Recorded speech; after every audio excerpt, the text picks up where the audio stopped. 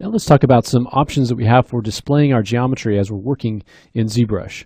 So let's use, again, this rifle as our example, and this can be found just by going to Lightbox, and you're going to go into the project, and there's the rifle there. You can use any of these other models, but we just want to have something to look at here. So right now we can see kind of the shaded view. We have the material selected, and you can see that material applied along with the color. But sometimes we want to be able to see, for instance, the wireframe on this model. So how do we do that? Well, you can see there's this kind of vertical row of icons, and this is going to contain a lot of the things that we can do here with our view.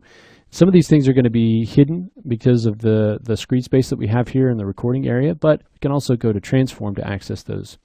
So Polyframe is going to be right here at Shift F to activate it. If you turn that on, you can see that part of our model, you can see the wireframe on it. Now it's only part of the model because of the fact that we're working with multiple subtools. We'll talk more about subtools later, but in the tool palette, if we open up the subtool subpalette, you can see that this rifle is made up of a bunch of different parts.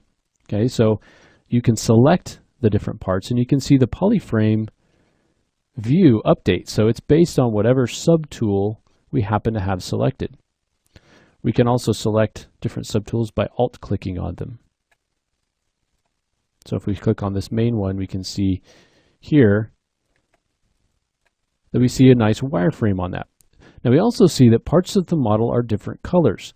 These are polygroups, which we'll talk about later. It's just basically a selection mask for your polygons.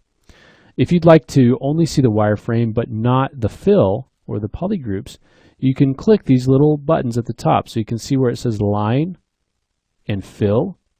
If I turn off fill, I'm only getting the wireframe. Or I can turn that back on, or I can only see the polygroups and not the wireframe. So with this polyframe button on, you can toggle between this line and fill options in order to see your geometry. We can also work with transparency. So we could make our models transparent. So you can see here, I've got a selected subtool and everything else is transparent. This is great for being able to work with objects and place them in relationship to other objects and be able to see them even though they might be hidden. You can turn on that transparency, and again, that's going to be down here on this line or in the transform palette. You can see that transparency here.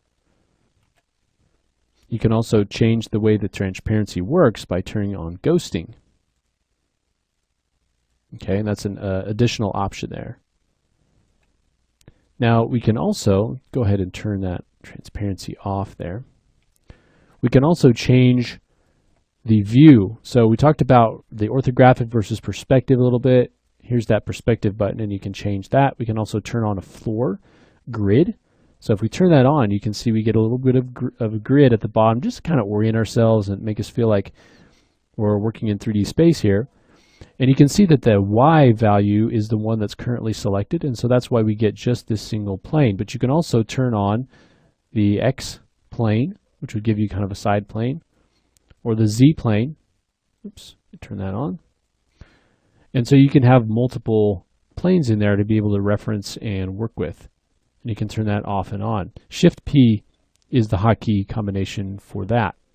You can also, if you get your model off to the side, and you want to center it up in your view, you can also hit frame, and F is the keyboard shortcut for that. So if we just frame up on that, it's going to take that subtool that we have selected and frame it in our view, in our canvas.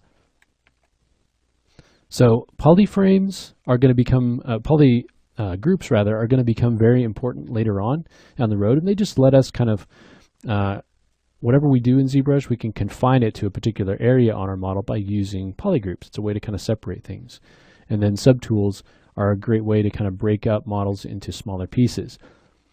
And we'll talk again more about that stuff later on. We really want to take our time and go through all these different topics because ZBrush can have, it is kind of a steep curve to get into that because it's a little bit different than other applications. So we want to make sure to spend some time on those ideas.